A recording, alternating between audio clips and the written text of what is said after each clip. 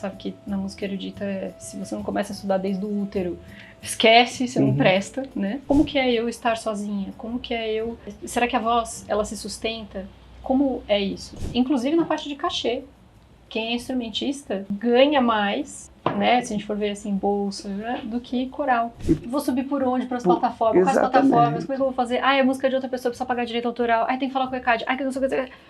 Mas tem uma necessidade de saúde mental mesmo, assim, eu não tô dando conta de estar com muitas pessoas e trabalhar perto de muita gente, então... Me encantei com o que encontrei, e então foi que eu percebi.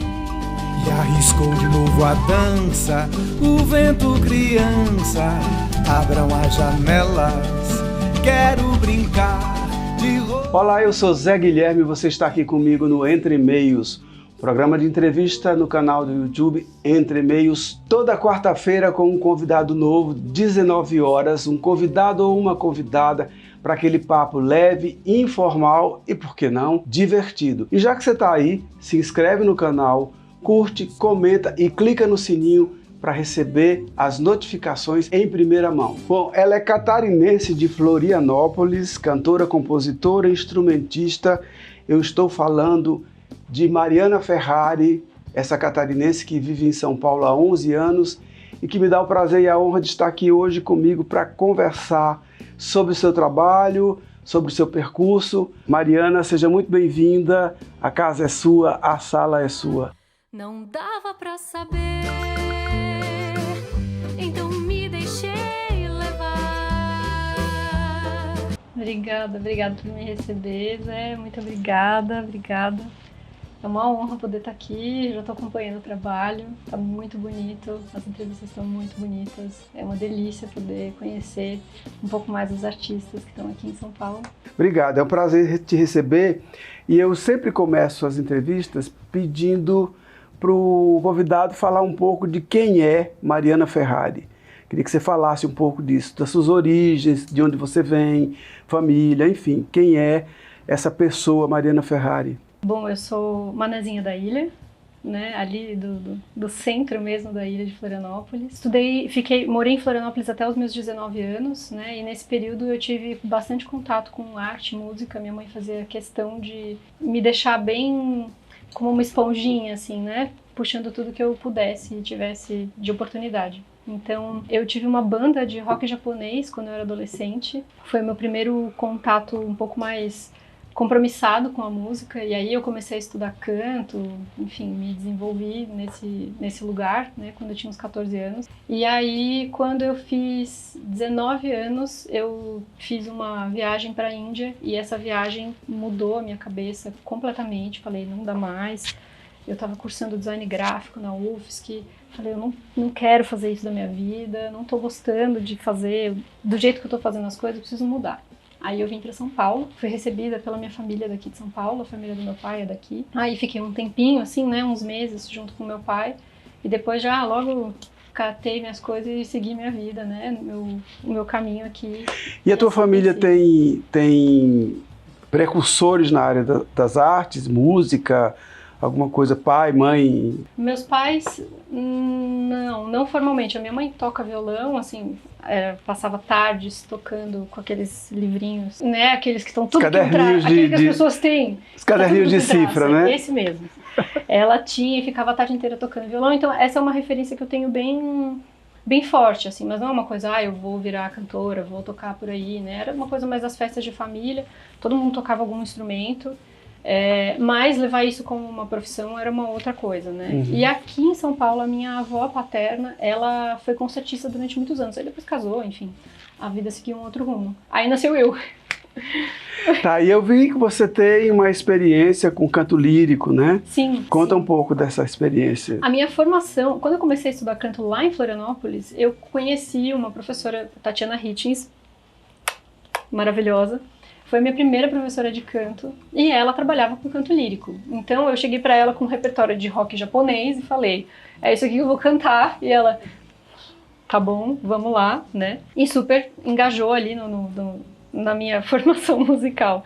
Quando eu vim para São Paulo, eu descobri que existia uma escola que aceitava pessoas mais velhas, né? A gente sabe que na música erudita, se você não começa a estudar desde o útero, esquece, você não presta, né? Que é a Fundação das Artes de São Caetano do Sul. E foi lá, então, que eu estudei canto lírico, me formei em 2016. E foi isso, assim, o meu contato foi esse. Depois de 2017 eu cheguei a cantar no Coral Jovem do Estado, aqui em São Paulo. E foi o meu último contato profissional, assim, com o canto lírico, né? Mas desde 2013 eu já vinha cantando popular com mais frequência, onde eu estava, né, colocando minhas músicas para rodar, enfim, com esse trio que eu fazia parte, que se formou dentro da Fundação das Artes, então realmente foi um lugar muito importante para que eu pudesse ver as minhas capacidades e me desenvolver, né? Então essa escola realmente foi muito importante. É interessante que eu vi também que, além por conta dessa experiência sua com canto lírico, você acabou transitando um pouco na questão da música de câmara, big band, né? Coral, e depois partiu para o autoral. Sim. Morar em São Paulo, a gente sabe que, assim, é uma cidade que ensina a gente a trabalhar, né? Chegou aqui, ela sacode de um lado para o outro. Então, eu tive que dar um jeito, né, de fazer a coisa acontecer.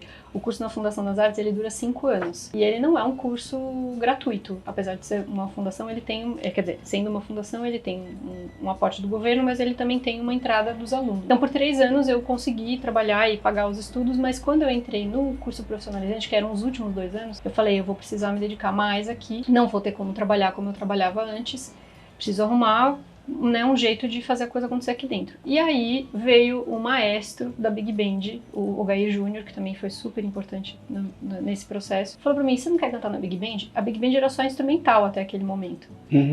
E aí eu falei, vamos lá, né? E eu estudando canto lírico, né? E o erudito tem uma coisa assim, você vai sair da técnica, não pode, porque não sei o que lá, vai estragar, né? Mas eu fui, porque eu ganhava uma bolsa dessa forma, e aí eu conseguia continuar os meus estudos, né, sem precisar pagar a fundação, mas ao mesmo tempo eu tinha que servir a fundação, né. Então tinha os ensaios toda semana, a gente tinha algumas apresentações dentro da instituição, a gente chegou a se apresentar até aqui no Mackenzie também. Era uma big band que tinha uma movimentação, e aí eu fui entendendo outras dinâmicas, né, porque a gente fala, música, né, quando a gente entra, não tem tanta possibilidade, né? E aí eu fui vendo que o jazz era um caminho interessante, assim como o lírico também era interessante, só que exigia uma técnica diferente, né? Então foi além do trabalho que eu já tinha com o Alumar lá dentro da fundação, né, esse trio, só que era já envolvendo composição, a minha e do Alain Spirandelli, que é guitarrista. E aí a gente eu fui me desenvolvendo com esses grupos diferentes, né? Aí depois entrei no Coral Jovem do Estado, e aí eu pude experimentar, mesmo dentro do Coral Jovem também, repertório popular e repertório erudito, né? Cantamos bar e cantamos... A gente teve um repertório que foi só de música popular também lá, foi um ano bem importante, assim, também. Esse grupo Alumar que você fez parte, durou um bom período, né? 4, 5 anos, é isso? Foi de 2013 até 2019. Em maio de 2019 a gente que tipo de som vocês faziam? Qual era o repertório? A gente fazia MPB. A nossa formação era de 2 violões, né, 2 vozes. Então eu e o Alan, a gente fazia os violões e as vozes, e tinha o Lucas Braco que fazia o contrabaixo acústico. Era uma formação bem inusitada, assim, né, porque a gente apresentava. E aí, em 2018, a gente chegou a se apresentar e concorrer, né, em alguns festivais de canção pelo Brasil, né? Então a gente se inscrevia, era selecionado, a gente participou do festival de Mariana, o de Bueno Brandão também, o Canto Místico, que foi belíssimo. Nossa primeira experiência, a gente já chegou pegando um 2º lugar. E a gente participou também de Cruzilha. A gente chegou a ser selecionado para um outro festival da Bahia, mas era muito longe, a gente não tinha como ir. A Beyoncé fala que a Destiny's Child foi a universidade dela, o Alumar foi a minha universidade. Bacana. E aí eu queria que você me contasse um pouco quando é que entrou efetivamente o teu trabalho mais objetivamente Mariana Ferrari, cantora, compositora, autora. Que momento foi que esse trabalho se apontou? Nesse período de 2019, eu estava já com alguns questionamentos. Esse processo com o Alumar de ir para os festivais e tudo mais, me fez refletir sobre muitas coisas, sobre o que eu queria e para onde eu queria ir. E aí, num determinado momento, eu comecei a ver que o meu caminho estava indo para um outro lado, do que o grupo estava caminhando, né? Então, em maio de 2019, a gente teve essa conversa e eu tomei essa decisão. Aí eu fiquei esse período de maio até dezembro de 2019 refletindo, né, olhando o que eu tinha já de composição, já tinha bastante coisa até, assim, a gente trabalhava algumas coisas muito pontuais dentro do Alumar, porque tinha um repertório formado por músicas minhas, músicas do Alan, e também algumas releituras que a gente fazia, né? E aí, quando eu comecei a fazer esse processo, eu falei assim, vou gravar um EP, né? Quais são as possibilidades? Vou começar com um EP como um cartão de visita. Uhum. E aí eu comecei a construção desse EP, né? Quais são as músicas que vão estar ali, qual vai ser a ordem das músicas que vai estar ali, né? Por que vai estar essa ordem, qual vai ser o arranjo, quem são as pessoas que eu vou chamar para tocar. E aí em 2020 eu falei, vou gravar, né? Em janeiro de 2020 eu tomei essa decisão, comecei a fazer o planejamento de como que eu vou fazer para pagar isso, né? Porque, enfim, é caro gravar, né? Uhum. E aí decidi fazer um financiamento coletivo. E aí, enfim, vários amigos ajudando não só na parte financeira, mas também na construção do vídeo para esse projeto acontecer e tudo mais. E aí eu gravei durante a pandemia, eu lancei o financiamento coletivo em março, 2 semanas depois fechou tudo, assim. As pessoas viraram para mim e falaram, não, encerra esse financiamento coletivo, depois a hora que passar, você faz. Falei, gente, eu não vou desistir, não vou. Não vai ser essa pandemia que vai me parar. E aí eu descobri o Jonas Tati e o Estúdio Pratápolis, né? Ele já tinha gravado com a Lena Barrulli, já acompanhava, já tinha sabido do trabalho dele. Fui fazendo esse caminho, assim, né? Inclusive, durante esse período de 2018, enquanto eu estava ainda com a Alumar, viajando, eu comecei a fazer uma pesquisa muito minha, que se chamava Nua. Então eu gravava vídeos assim muito experimental mesmo, né? Deixa eu ver como é que acontece isso aqui. Como é que é eu estar sozinha, né? Eu acho interessante quando os professores em aula de história, eles falam assim, olha, a história, a gente está aqui dividindo em fatias, mas na verdade as coisas vão começando a acontecer um pouco antes, né? Então eu vejo que o Nua, ele já era um despontar disso, né? Como que é eu estar sozinha? Como que é eu... Será que a voz, ela se sustenta? Como é isso? E aí eu comecei a fazer essa pesquisa. Isso foi ganhando um corpo, 2018, aí 2019 aconteceu, né, todo o movimento de me desligar do Alumar e eu começar a fazer um outro movimento. E aí 2020 gravar e fazer, não, ó, é agora, é isso aqui. E aí, só fazendo um parênteses, é importante a gente destacar que o Nua era um projeto em que você cantava a capela, né? Sozinha, sem acompanhamento de nenhum instrumento, sim, um experimento de trabalhar só exclusivamente com a voz. Deixando tudo bem cru, assim, né? O timbre da voz, que era uma informação, a melodia que os compositores e compositoras já propunham, a informação textual disso. E aí eu também acabei explorando uma questão de maquiagem, enfim, né? Mas foi isso, é experimental. Os vídeos estão no YouTube, você pode assistir os vídeos no YouTube. Mas eles são... É uma coisa caseira, né? É eu fazendo essa pesquisa, né? É bem esse lugar de pesquisa mesmo. E quais foram os resultados que você encontrou nessa pesquisa? O que você... Eu vi que... esse lugar de estar sozinha, né? Ele é um lugar onde eu me sinto confortável. Eu me sinto bem sendo minha melhor amiga, né? Foi um processo também. Artisticamente falando, eu sinto que ele não parou. Tipo assim, pronto, já fiz, acabou. Eu não continuei fazendo os vídeos, mas, inclusive hoje, nas performances que eu faço, eu trago isso, né? Uhum. Do cantar a capela. E chegar num lugar que eu não tenho roupa nenhuma, né? Eu não tenho instrumento nenhum me cobrindo e tô completamente nua ali no contato com as pessoas, né?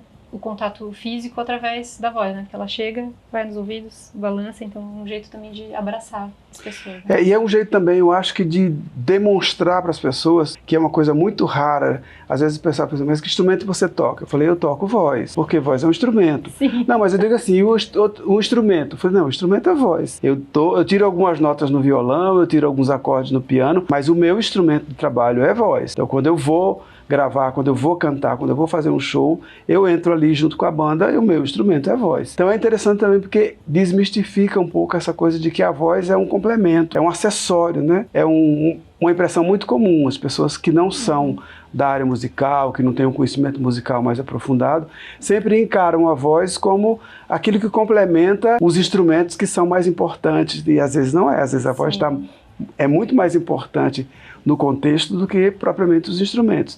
Assim como eu adoro cantar a capela, então cantar a capela é um exercício, porque você tem toda a possibilidade ali de, quer dizer, você puxa uma canção numa tonalidade e segurar essa tonalidade, segurar a afinação do começo ao fim, a capela, é delicadamente difícil. O instrumento do lado, tem um violão que te dá o suporte, favorece e facilita muito. Agora, você cantar uma canção inteira, a capela, e ter que manter a afinação, o andamento, etc e tal, é um exercício poderoso. Eu gosto muito, faço muito isso em casa, não gravo vídeo, não faço esse tipo de... Até porque sou tímido, fico com vergonha, mas eu experimento muito. As canções todas que eu me aposto para cantar, principalmente as que não são minhas, eu geralmente faço muito esse exercício de cantar em casa. E eu componho com a voz, eu não componho com instrumento. Eu não sou instrumentista. Então eu componho com a voz, eu gravo aquela melodia que eu estou criando. Às vezes eu crio só a melodia sem a letra, às vezes em cima da letra eu já faço uma melodia, a própria métrica da letra ou do poema me dando já esse indicativo. Então é um exercício bem rico, né? Então assim, às vezes quando as pessoas, na discussão de qual é seu instrumento, eu falo, o instrumento é voz, eu componho com a voz, eu canto, eu me expresso com ela, então ela é o meu instrumento, eu não tenho outro. Mas inclusive até os instrumentistas são assim, né? Dentro do meio da música. Os instrumentistas e os cantores. Exatamente. Já tem essa separação aqui, né? O coro e a orquestra. Já coloca isso num outro lugar. Inclusive, se a gente for falar de uma parte muito prática, inclusive na parte de cachê, quem é instrumentista ganha mais, né, se a gente for ver assim, bolsa, né, do que coral. É uma coisa delicada, assim, porque as pessoas não têm noção o quão complexo é conseguir movimentar, é um desenvolvimento de coordenação motora fina, né? Movimentar todos esses músculos que a gente tem todo um processo de musculatura funcionando ali e a gente precisa ter domínio. E é uma musculatura que você não visibiliza, você não vê, é invisível. É diferente de você fazer uma atividade física que você está olhando ali para o bíceps, para o tríceps, para a panturrilha. Com a voz, não. A voz é uma consciência interna de que músculo que eu tenho que mover agora, ou que eu tenho que trabalhar para impor a minha voz, para fazer com que a voz... Para chegar ao que eu quero, exatamente, né? Para expressar o que eu quero. Eu acho interessante que no estudo de educação vocal, né, de ensino de voz, a gente não usa... mexe esse músculo aqui. Nem dá para pensar dessa forma, né? A lógica é diferente, a inteligência do corpo é diferente. A gente fala assim, olha, pensa em cobrir um pouco mais a voz... Né? Dá um sorriso um pouco maior. Isso. Imagina que tem um sol aqui dentro. Abre um pouco, né? Abre a cúpula lá do palato mole. O palato mole a gente até consegue, né? Mas assim, imagina, cricotireoide, tireoaritenoide, a gente não consegue, né? Como é que eu vou mexer? Não tem domínio. A gente não consegue mexer. Tem que ter alguma outra fantasia que ajude a fazer esse movimento acontecer. Chegar na sensação, né? De conseguir abrir o espaço, né, e sustentar uma nota. Claro que tem a coisa do estudo também, né, diário, a rotina faz com que a gente tenha uma qualidade vocal maior, né? Exatamente. Mariana, falando desse teu processo do financiamento coletivo, dele resultou um produto, né? Vamos falar um pouquinho dele? Sim! O EP, ele se chama Oi, e ele foi lançado em janeiro de 2021. Então, 2020 eu fiquei de maio, abril até setembro gravando, né? A gente tinha um estúdio com 3 salas, ficava Jonas Tati numa sala fazendo os comandos, né, dos equipamentos. Eu ficava numa sala e quem fosse tocar ficava em outra sala. E a gente ficava fazendo isso durante a pandemia, sem vacina, sem nada, assim, todo mundo de máscara, higienizando tudo, entrou e saiu, higieniza, preciso ir no banheiro, vai no banheiro, higieniza tudo, volta, higieniza tudo, né, foi caótico. Então levou esse tanto de tempo por conta disso, né, a gente tinha que ter esse cuidado mesmo, em respeito às pessoas, em respeito a gente, né. Eu tive músicos incríveis que toparam fazer parte do projeto, como o Sérgio Rezi, Tadeu Romano, e eles são seres, assim, de outro planeta, eu né? gosto muito deles. O próprio Jonas, teve Serginho Carvalho também fazendo baixo, teve eu. Porque, aliás, você toca um monte de coisa, né? Eu toco, dá na minha mão e invento de tirar um som. Teve Alisson Amador, Sandra Valenzuela fazendo percussão também, Tavo Suriani. E teve ainda uma outra participação que foi direto de Manaus, que tem uma canção nesse EP chamada Amazônia. E foi justamente uma música que eu escrevi depois que eu tava voltando de uma primeira vez que eu fui pra lá. E aí, hoje meu pai mora lá, né? Enfim, só pra contextualizar o ambiente. E aí, quando eu virei pro meu pai e falei assim, nossa, eu queria tanto que tivessem pássaros nessa música e tal. E ele falou, não, você não acredita, tem um cara aqui que ele faz os pios dos pássaros. Eu falei, como assim? Achando que o cara... né? Alguma coisa simples. E era aquele Odilon, passarinho, mais conhecido como passarinho da Amazônia.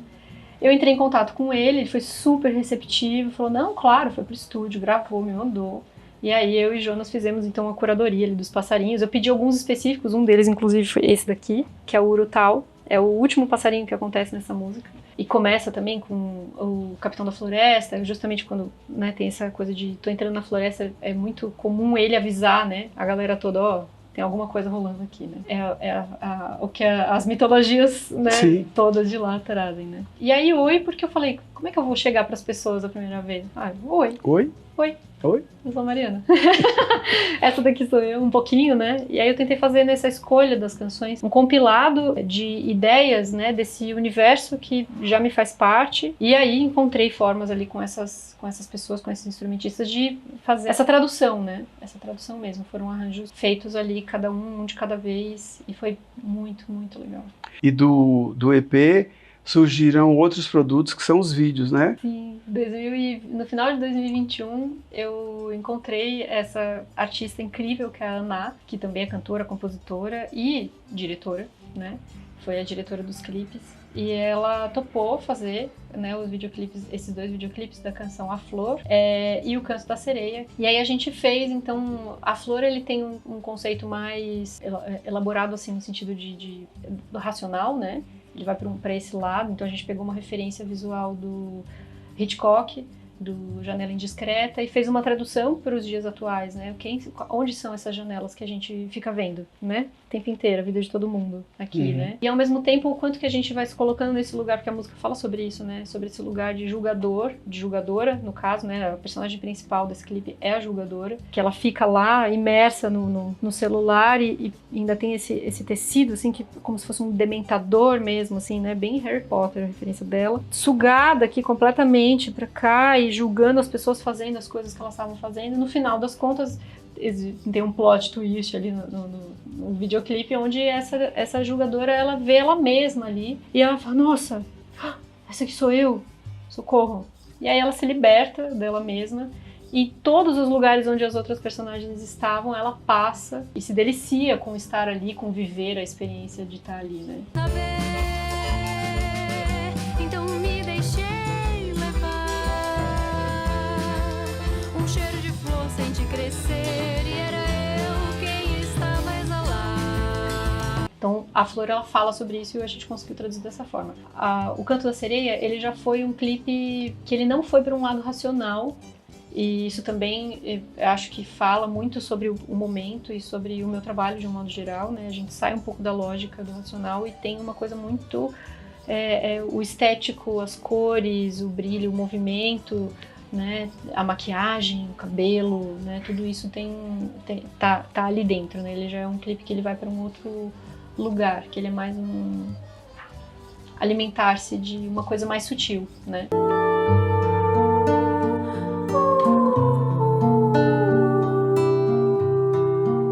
E é importante destacar que todos esses produtos estão no YouTube, né? No Mariana Ferrari, seu canal no YouTube, as pessoas podem concretizar essa visão do que você está narrando, indo lá, visitando o canal, vendo esses produtos além de outros, né? Os vídeos do Nua, etc. Então é possível acessar todas essas informações. Mas eu queria falar de uma coisa que eu achei muito interessante no teu release, que eu queria contar a história triste. Um projeto que você tem, né, que chama Escuto Histórias Tristes. Conta um pouco. Eu achei bem curioso e fiquei pensando assim, que dia que eu vou me dar de frente com isso, vou sentar na cadeira e vou contar a história triste. Esse foi uma ação específica que eu fiz por conta desse último lançamento de Cerrada. Eu tava indo na Avenida Paulista nos domingos, que é o dia que tem uma movimentação maior, né? Porque fecha uma Paulista e tudo mais, pra quem não é de São Paulo e tá, né, tentando entender esse contexto. E aí eu levei 2 cadeiras e ficava lá fazendo crochê. Então o crochê, ele tava entrando num lugar de trazer essa referência da minha avó materna, né? A Desterrada é uma canção que ela fala sobre essa saudade de estar longe da minha terra natal e o quanto de tempo que eu levei para entender isso, né? Para entender a falta que me fez, né? E aí eu resolvi fazer essa ação, já que foi importante para mim, né? Já que foi importante para mim para abrir esse espaço de acolhimento para essa emoção através da composição dessa música, eu vou fazer isso para outras pessoas também. E aí botei lá a plaquinha, escuto histórias tristes.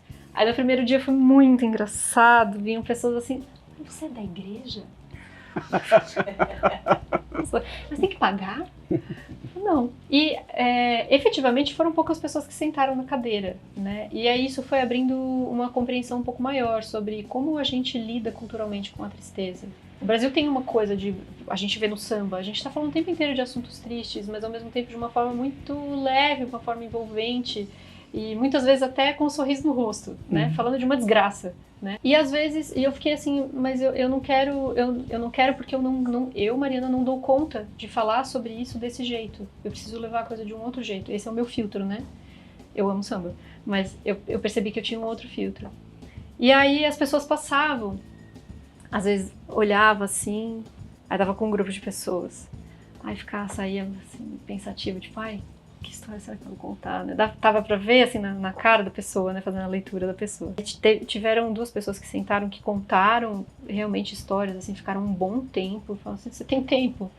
Tinha gente que começava a contar de pé, daqui a pouco tava sentada, sabe assim? Tinha gente que passava rindo, tinha gente que passava sorrindo, nossa, que legal. Tinha gente que pedia pra tirar foto. E teve gente... Essa reação me marcou muito, assim, que teve gente que passou debochando.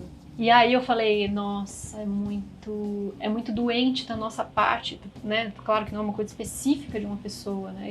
Eu levei tudo isso como uma reação, como se fosse eu tivesse pegado uma amostra do Brasil, de como lida com isso, e ali estava acontecendo, né, uma coisa que acontece no macro, né? Claro, com um recorte específico. Estou em São Paulo, uma Avenida Paulista, né? Se eu fosse para uma quebrada, a relação seria completamente diferente, né? Mas de ver a pessoa passando e debochando disso, eu falei, cara, a gente tem muito ainda para trabalhar, porque a tristeza, se a gente for pegar nesse contexto de análise psicológica mesmo, ela tem uma função. A alegria tem uma função, que nem o divertidamente. Todas elas têm uma função. E a tristeza, ela tem uma função de trazer para essa autorreflexão um momento de entrar e abaixar um pouco, né? E eu comecei a observar ao redor, não só no escuto histórias tristes, mas eu falei, eu preciso desse espaço, então eu vou começar a promover esse espaço. E aí as pessoas foram...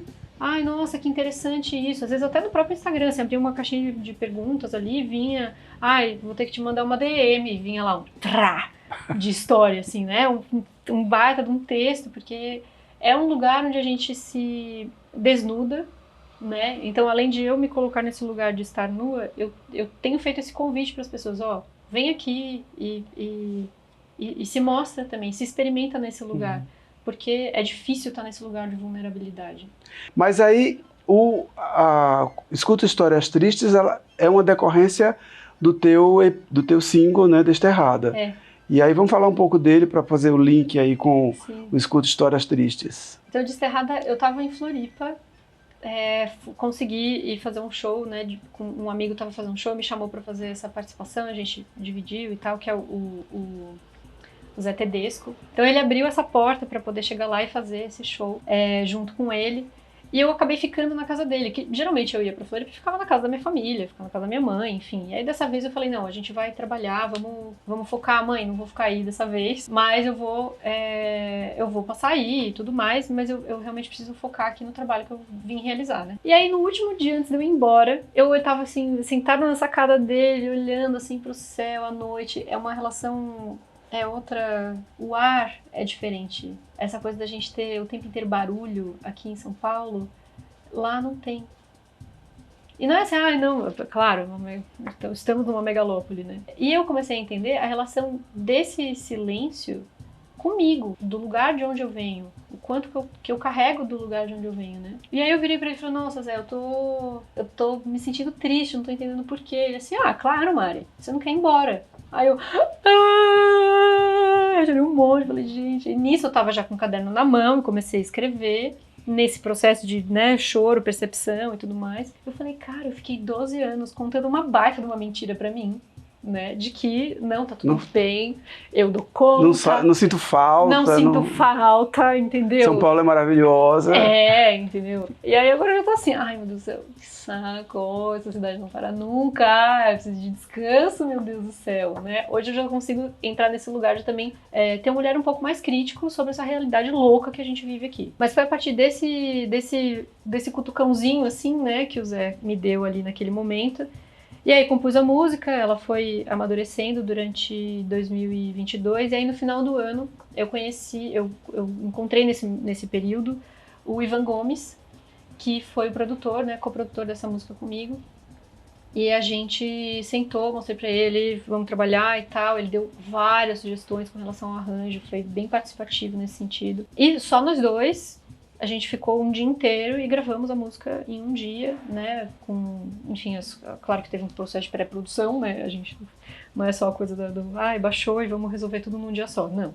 Então a gente teve referências, a gente teve um trabalho antes de gravar de pré, essa coisa do processo que eu particularmente gosto de compartilhar, porque as pessoas acham que é artista, parece que chega lá. Parece que tudo surge por geração espontânea, né? Nossa, é tudo lindo. Mas tem uns colegas nossos que gostam de alimentar essa impressão, né? Tem. A gente sabe disso. Que faz tem parte pessoal, de uma fantasia.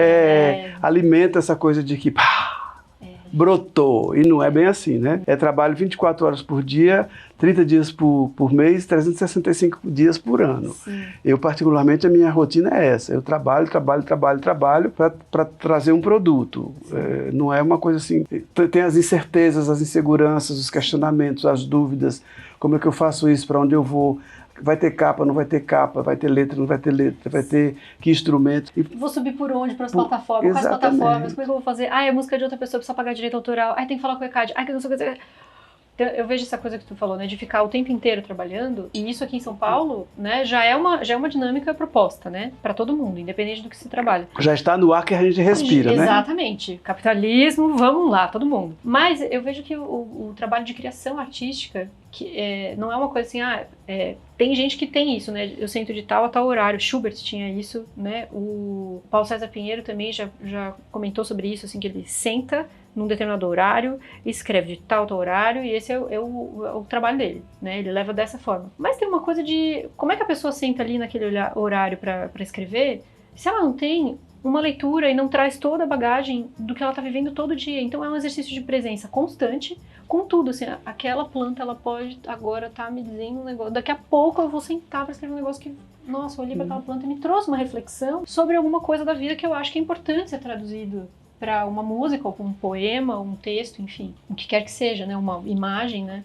Então eu acho que é importante isso, porque além do trabalho braçal, né, de produção, ir atrás e conversar, né, a gente tem também um outro trabalho, que é o trabalho de produção criativa, que vem com a bagagem da vida, né, inteira. A gente está o tempo inteiro contando histórias através da nossa vivência.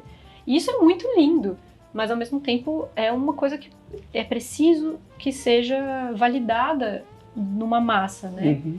Mas enfim, eu adoro isso, que eu fico falando, né, como que tem que ser as coisas, né? A gente fala divaga horas, isso. Né? E aí no final das contas, quando a gente vai pra prática, as pessoas vão viver a vida de um outro jeito, a mídia vai mostrar coisa de um outro jeito. O Lulu Santos, ele disse muito sabiamente: assim caminha a humanidade, com passos de formiga e sem vontade. É isso, assim, a gente precisa de muita paciência com a gente mesmo, enquanto indivíduo e enquanto coletivo, porque tem gente que tá assim, mas tem gente que tá aqui, tem gente que tá assim, tem gente que tá assim, e a gente é a junção disso tudo, né? Enfim.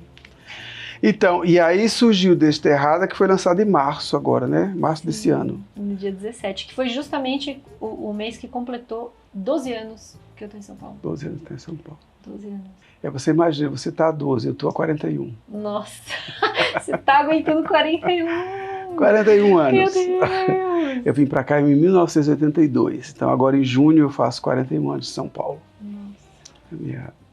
Minha estrada em São Paulo. Uma história de construção, né? Com certeza, com certeza. Mas eu sou muito grato a São Paulo, eu gosto muito de São Paulo. Eu já consegui... Eu sou cearense, E eu nunca consegui entrar totalmente na loucura de São Paulo. Eu sempre tenho um espaço meu que é um espaço da tranquilidade. Então, para isso, eu me preparo 2 horas antes para sair para um compromisso. Se eu sei que o trânsito está ruim, eu saio 1 hora antes para não ter estresse. Então, eu sempre lidei muito com essa coisa de assim, tudo bem, a cidade tem um ritmo, eu tenho outro, então eu preciso contemporizar, de trazer o meu ritmo para próximo dela e o dela para próximo de mim, sem que haja choque. Então, por isso que eu acho que eu convivo 41 anos com São Paulo na paz, a gente se dá super bem. Até porque São Paulo, além dessa junção de pessoas sentindo coisas diferentes, a gente tem pessoas que viveram histórias muito diferentes do Exatamente. Brasil inteiro, do planeta inteiro, né? Então, eu acho que o Brasil é um suco do mundo. São Paulo é São Paulo ainda mais, né? É um mundo, né?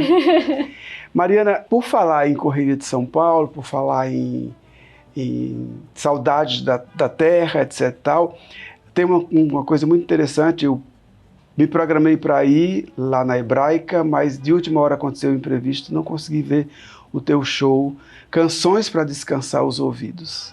É um pouco para descansar de São Paulo também, né? Sim. Quer dizer, não só os ouvidos, mas a cabeça, o corpo e as energias da cidade. Conta um pouquinho pra gente desse que é um show performance, na verdade, não é só um show, né?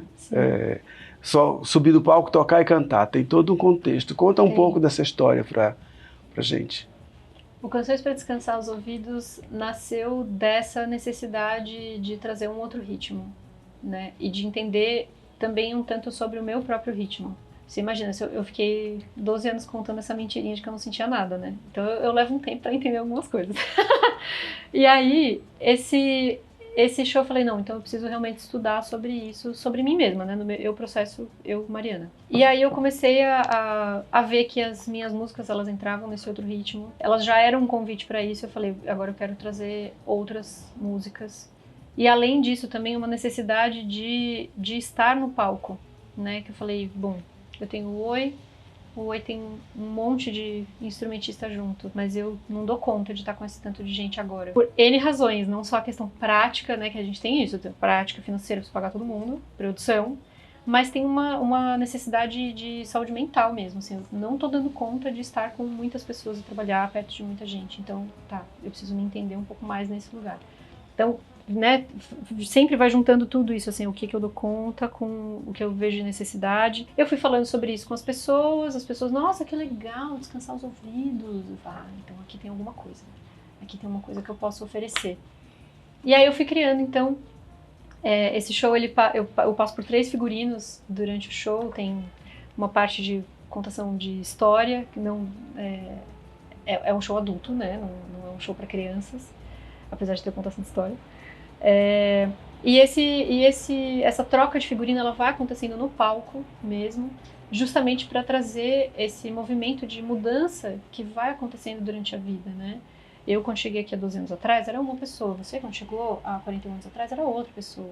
Sem dúvida. Né? E a gente foi se trabalhando e se construindo, e a vida foi trazendo, né, oportunidades também para ir quebrando e, enfim, ir se lapidando, né? A gente ir se lapidando. Então, o Canções para Descansar os Ouvidos, ele é um convite para respirar, contemplar, se nutrir de um lugar sutil, que não é né? E esse ano em especial, assim, eu nunca tive muito hábito de sair pra balada, apesar de eu gostar muito, mas eu vou pra balada e fico desnorteada, a luz piscando, e aquela berração, e gente bêbada pra caramba, não dou conta. Então eu tenho algumas saídas, assim, muito específicas, lugares onde eu, enfim, já sei que eu consigo lidar. E aí mas eu comecei a observar um movimento, principalmente com esse retorno, assim, da pandemia, a galera querendo ficar num estado eufórico o tempo inteiro. E aí cara, a gente acabou de sair de uma pandemia, que a doença principal, ela mexia com o pulmão das pessoas. Ela afetou o pulmão de todo mundo que pegou, né? E mais alguma outra coisa, né? Parece que o Covid foi tipo um GPS, mexeu com o pulmão e mais alguma outra coisa que a pessoa já tinha uma tendência, né? E aí eu fui ver que na medicina chinesa, o pulmão, ele tá ligado com a emoção da tristeza. A gente não tá lidando com isso daqui. Você tá entendendo agora a junção de tudo isso? a gente não tá abrindo espaço pra ficar triste. Só isso. Apenas, né? E aí eu lembro de novo do Divertidamente, porque a personagem, ela, nesse desenho, a personagem, ela tem como principal guia dela a alegria. E essa alegria, ela vai botando a tristeza pro lado, a outra, né, a bonequinha que representa a tristeza, vai botando ela pro lado, vai botando pro lado, até que chega um momento que ela tá completamente desconecta da família, ela tá desconectada dos amigos, da possibilidade de ter novos amigos e criar novas emoções e novas memórias, né? E aí chega a tristeza e a tristeza põe a mão assim no terminal de controle de dentro dela, e aí ela consegue chorar, ela consegue voltar para casa, ela vê que ela precisa, né, esse lugar da vulnerabilidade, ele eu vejo isso como uma necessidade não só minha, partiu do princípio minha, mas eu tô vendo isso nas pessoas, de estar o tempo inteiro assim, e a mídia social, e não sei o quê. E tem uma coisa também, eu acho muito forte, da cobrança das redes sociais, né? As redes sociais, elas entraram na vida da gente de uma forma que ela traz uma exigência de que você mostre o tempo todo que a vida é dourada, que é tudo muito lindo, que é tudo muito perfeito, que a casa é um espetáculo, que você está bem vestido, está comendo em restaurantes muito bons, etc. Esses dias eu estava fazendo uma reflexão muito interessante, é que eu fico vendo o Instagram, os stories, os reels da vida de pessoas que eu conheço de muito perto e eu não reconheço essas pessoas. Por quê? Porque o que elas mostram nas redes sociais é completamente diverso do que elas vivem no dia a dia. Vejo pessoas dourando a pílula, fazendo todo uma fantasia, na verdade acho que é uma fantasia pessoal que vem para a tela. E aí eu fico olhando e falo, gente, como é que está a saúde mental dessas pessoas? Porque não tem nada a ver isso que está sendo mostrado com a realidade, que eu conheço, que são pessoas próximas, pessoas amigas. Então acho que tem essa exigência das redes sociais, da alegria, da felicidade, o tempo todo. Eu tenho uma formação, eu sou psicólogo com formação em psicanálise, atuei muitos anos em consultório como psicoterapeuta, e eu sempre tive um ponto de vista o seguinte, eu não confio muito em pessoas que são 24 horas felizes. Quem passa 24 horas felizes precisa pensar um pouco sobre isso. Sim. Porque a vida tem uma dinâmica, um movimento. Há momentos de um pouco mais de euforia, um pouco menos, um pouco mais de acomodação. E eu acho que isso é a curva saudável da vida, é estar em movimento. Sim. Então, às vezes, me assusta um pouco alguém que é eternamente feliz ou eternamente triste. Há que se dar atenção a isso. Sim. Mariana, a gente teria a possibilidade de passar horas a fio aqui conversando, sim, falando e contando das experiências, trocando informações. E aí eu queria pedir para você se teria possibilidade de, para a gente finalizar, antes de dizer tchau, de dar uma palhinha, cantar alguma coisa a capela, com as tuas ideias aí do projeto NUA. Eu vou cantar uma canção que ela nasceu da melodia e foi para a letra, e ela é um sonho que eu tive. Esse é um outro processo que está em andamento. Vem aí! Quando vem aí? Não sabemos, mas vem aí. Que os sonhos são algumas canções que eu estou compondo em cima de sonhos que eu tenho durante a noite. Ela se chama Sereia na Sacola. Em uma sacola toda cheia de barro, ela era um ser que não queriam ver, uma aberração jogada pelo chão, ninguém podia encostar. Um dia, sem querer, deixei ela fugir. Uma sereia pude ver ali. Me encantei com o que encontrei, e então foi que eu percebi muitas coisas que estavam ali. Plum, plum. Tuiara, tuiarararara, tuiare,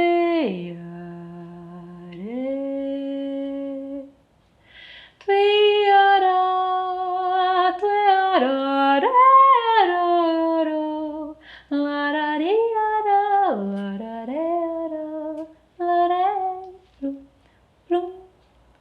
Em toda cheia de barro. Ela era um ser que não queriam ver. Uma aberração jogada pelo chão.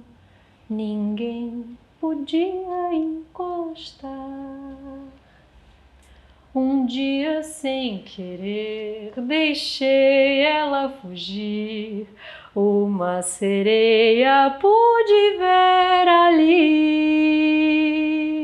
Me encantei com o que encontrei, e então foi que eu percebi muitas coisas que estavam ali. Plum, plum. Uhul! Lindo! Obrigada. E essa é uma composição sua. É uma composição Bacana. minha. Linda, linda. Bom, eu só tenho a agradecer a sua presença, a sua disponibilidade. Para mim foi um grande prazer recebê-la aqui, poder conhecer um pouco mais de você.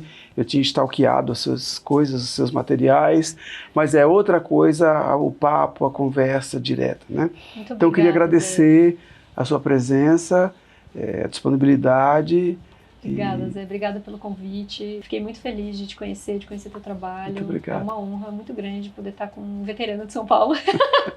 Veterano de São Paulo, é isso mesmo. Sobrevivente, né? E com tanta história, com tanta construção. Muito obrigada. Obrigada a toda a equipe. Obrigada, gente. Obrigada. É um prazer estar aqui com vocês hoje. Ficamos com mais uma entrevista Entre Meios, dessa vez com Mariana Ferrari, com essa voz belíssima. E passando, lembro que toda quarta-feira, às 19 horas, temos uma entrevista nova, com um convidado novo ou uma convidada nova, sempre com assuntos interessantes. Se inscreve no canal, clica no sininho para receber as notificações, comenta e curte, e vem comigo toda quarta-feira, 19 horas, no seu canal Entre Meios.